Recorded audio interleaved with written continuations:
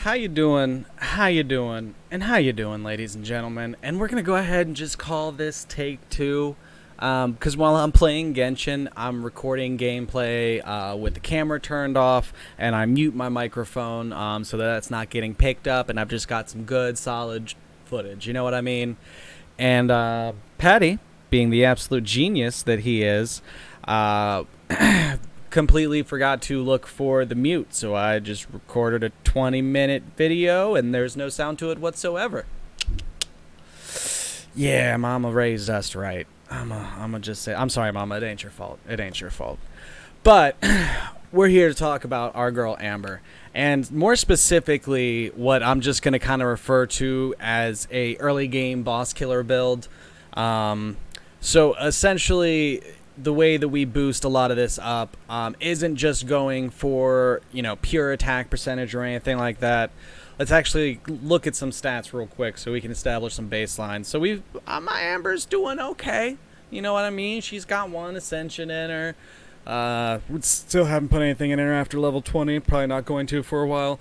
But attacks 312, and you might be like, okay, Patty, that's pretty meaty. Nah. This is my main DPS. She's got 478. That's a good amount of attack. This is my backup person, and she's got 350. So Amber is not someone that I have just attack percentage. Absolutely have to have it. Not particularly. So let's take a look at some of the stuff that I have equipped on her, and we'll also go through some of the different weapons and everything like that, and talk about, okay, if you don't have this one, these are some that you could potentially try.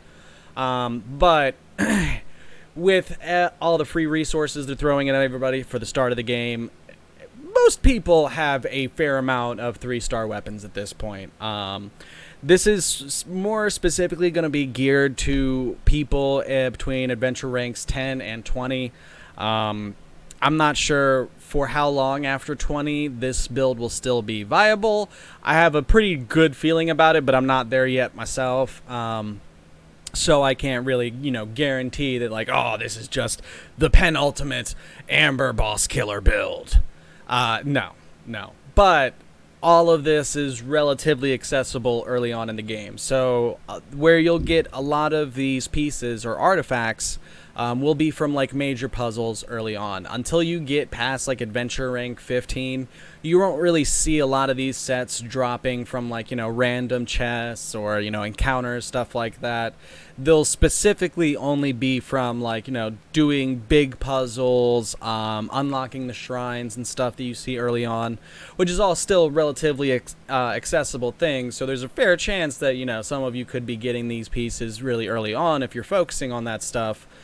But everyone should start having a few of them at the very, very least by adventure rank 15. So it's very much still an early game build, but it just does so much damage and is so chunky and nice that I feel like we need to talk about it. So we can see that I'm running Sharpshooter's Oath, and it is fully refined up to rank 5. Base attack, alright, not anything special. Crit damage for the secondary stat. It's 20% where I have it leveled up to right now. That is gross. That is a great secondary stat for weapons and everything. And we'll look at some other ones here in a second. And then it's got the precise ability on it. Increases damage against weak spots by 48%.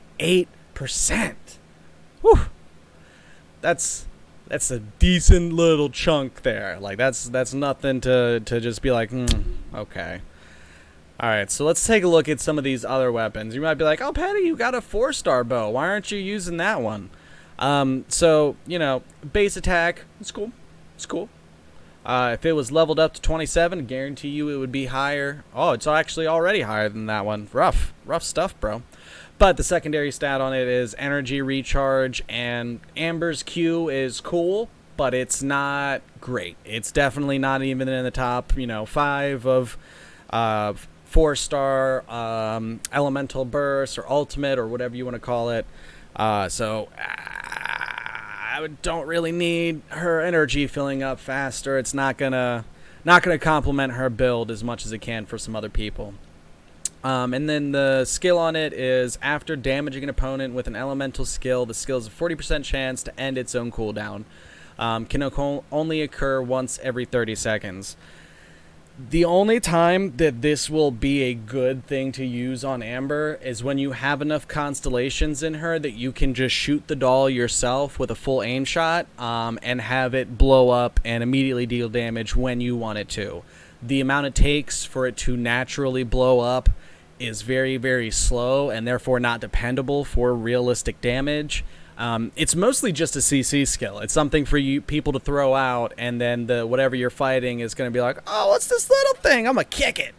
And that's its whole job. Its job is not to show up and do damage.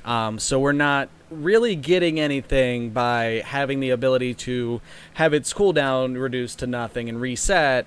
We're getting a little bit more CC out of it, arguably, but there's not really a lot of stuff that takes so long to kill that you would need 2 Amber dolls to guarantee your protection through that fight. Usually you can run through at least half the enemies you're up against pretty quickly and then have 1 or 2 harder people to deal with, and you're not really going to need to have 3-4 things looking at something so that they're not all trying to beat on you at once. So they do not complement each other, is the long and short of that one. So let's take a look at some of the other bows and everything. So the next one we've got is Slingshot.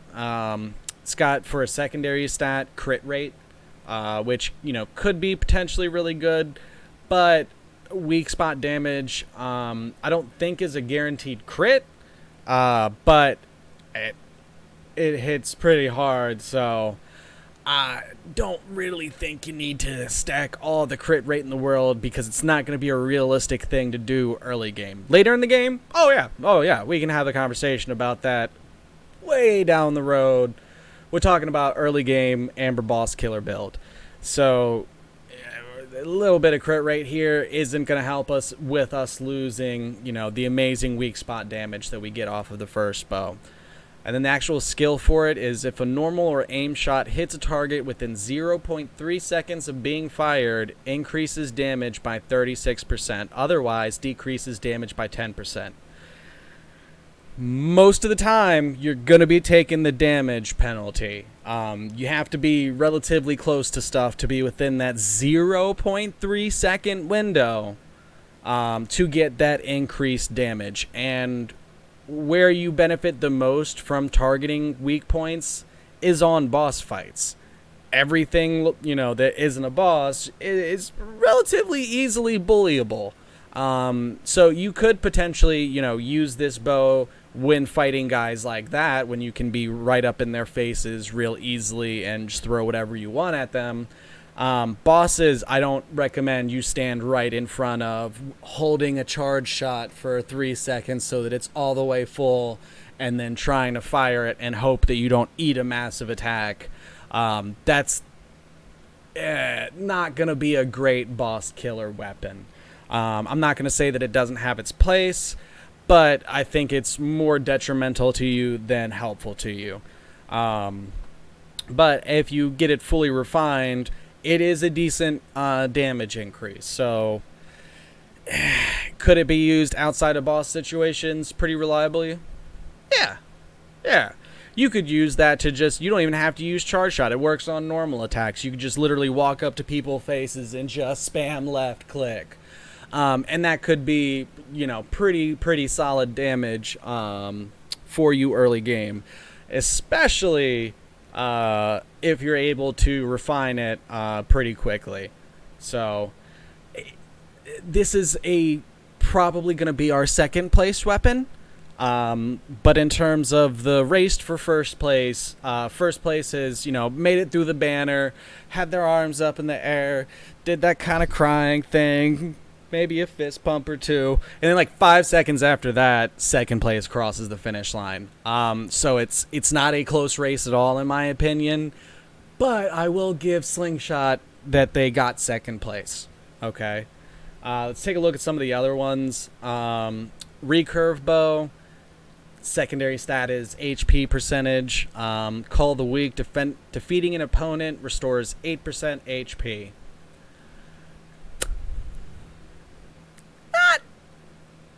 the most impressive bow of all time.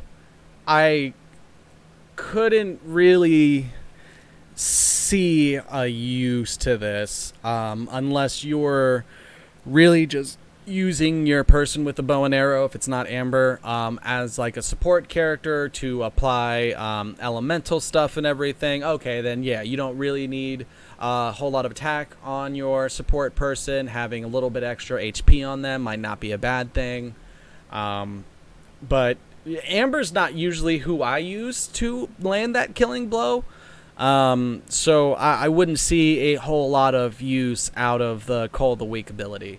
So I don't know where this one's finishing in the race. I just know I ain't betting on it. And then we've got Sharpshooters. Where's the next one start? Right here. Raven's Bow. So Elemental Mastery, it's not bad. You don't have a lot of sources for that early on. But with Amber's skill outside of her Q, she doesn't really have any super reliable elemental support for like her team and everything. So you'd apply fire when doing your full charge shot. Your doll would eventually blow up and do a little bit of fire, but she's not a very strong person for trying to combo elements. Outside of her Q, I have many a times thrown out her Q and then switched to, you know, Lisa and started blowing stuff up, and stuff like that. So, not it's not a terrible thing for her to have, but I definitely wouldn't be prioritizing it, especially if you have a limited character pool right now, and she's one of your only bow people. You're not gonna get that much out of her as a support. So I, would suggest the boss killer build. And I think that's all the bows that we have right now. Oop. Yeah, that's basically it. We've got Ravens, Sharpshooter, Recurve, and then Slingshot. So yeah, I Slingshot, easy second place. And then I think Recurve and Raven are just gonna have to fight for the fight to the death to see who's last place. I would probably say Recurve is better as a support weapon. And yeah, we're just Raven Bow, you're not impressing your boy too much. Yeah, I'm not the biggest fan of either of those. So that's the weapon that we're running around with. We've got increased crit damage, and then we've got damage against weak spots by almost 50%. What else are we running with? So, ooh, we can make them spin. They spinning, son. They spinning. All right, I'm actually super here for that, and that is entirely too entertaining, and I'm sorry I'm a child. But you can see over on the side that we're actually rocking two set piece bonuses. And the reason that we're doing that is both of these sets are accessible fairly quickly. Again, with solving the puzzles, you'll get some of the Berserker set. And the Martial Artist set is actually tied to some of the rewards from your adventure book. I don't think it'll let me go back and see. Was it the one before that? Hold up. Wait. Oh, no. They were from within this own rank. So you can get these, pretty easily. You'll at least guaranteed get 2 just from the Chapter 4 section here. And the Berserker set, again, you get a fair number of those. If we go in and look at all the different artifacts I have, got 1, 2, 3, 4 Berserkers on that tab. 1, 2, 3 Berserkers on that one. 1, 2, 3 on this one. 1, 2 on that one. 1, 2, 3, 4, 5. So you gonna be seeing them a little bit. Some of the other sets, like Instructors, I've only gotten 1 head piece of them, period. So it's a little bit up to RNG and everything. but it's a relatively accessible set early on. And the bonuses from getting the additional crit rate, that's nice. It's nice. Out of all the other 2-set bonuses that you can get, this is going to be the most complementary to doing good damage in boss fights and just kind of consistently across the board and everything. A little bit of crit rate never hurt nobody. And then the second set that we're running, where is it? The martial arts set increases normal attack and charge attack damage by 15%. So when you're holding your shot as Amber, that is your charge attack. And increasing that with 15% on top of the bonus damage that we're getting from the weapon adds up to some nice stuff. Petty ain't mad about it at all. So let's actually take a look at and see if we can go bully some things real quick. The birds! No, we're not really going for the birds. Oh, how you guys doing? So, real quick, just to kind of give you guys a baseline. Oop, I'm a miss entirely and look like a scrub. How you doing, sir? Some nice little bit of chunky damage there. Doing almost 500 a hit. We're going to just miss again. And then I want to show you what my Zhang Li does, who is, you know, my main DPS person. You can see how much she had in her. Sir, I'm going to need you to die so I can prove a point somewhere else. Alright. You can see she's only hitting for, you know, 100 with some of her attacks, and then the final one on her thing hit for 200.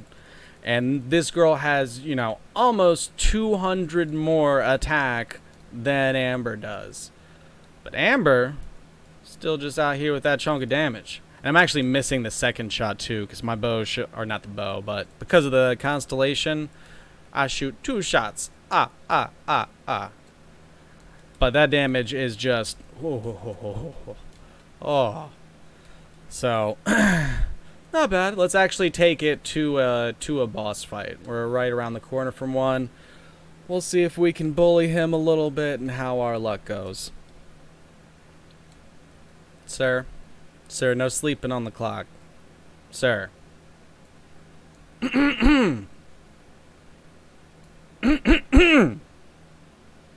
you better get your ass. Okay. There we go. People don't like to listen sometimes. That's just, ooh. And the second shot actually landed on that one. And that's in 3 shots, we've got it down to like 80% health. That ain't bad. If we switch to some of our other people, and these are pretty good elemental combos that are going to start hitting on him. It's nice and chunky. Do all that while also hitting these big old shots with your Amber, or failing to charge your stuff up all the way. You can make really quick work of bosses and everything. Oop, sir, excuse you. There you go. But yeah, let me know what you guys think. Definitely try out this build if you happen to have the gear to set it up and everything, and let me know how it does against some of your other damage characters that you've been building. I'm fairly confident that if you haven't already played with this set, that once you put your hands on it, you're going to be like, oh, I didn't know my Amber could do damage. She can, bro. She can. And actually, I don't think we touched on what we actually went with, some of the pieces real fast. But we've got attack. In a perfect world, which we don't live in by a long shot, this would be attack, this would be attack, and then this would be crit damage. I only have 1 crit damage piece, and that is currently on my official. But for those of you people that, you know, this ain't your first gotcha, that's the slot you're eventually getting crit damage on. But you don't see it for a while. I have only had 1 piece of gear for the headset or headdresses drop as crit damage. So, you know, one day we'll get some nice beefy gear on them. But ideally, attack percentage, crit damage. So, yeah. Let me know if you guys have any other questions about Amber. Because again, I mainly am only using her right now to fight bosses. The build does okay in open world exploration, but I like my murder women team. Look at my last video. to run around with and battle stuff. But if I am fighting a boss, I will switch out like Lisa and put Amber in. So between the buff from having double fire, the Fischl, the Barbara to help with elemental stuff stacking, and then just that gross beefy damage from Amber, does all right. Yeah, I think that covers it. All right, guys, you're gonna have to catch your boy on the next one, cause we out of here. Deuces.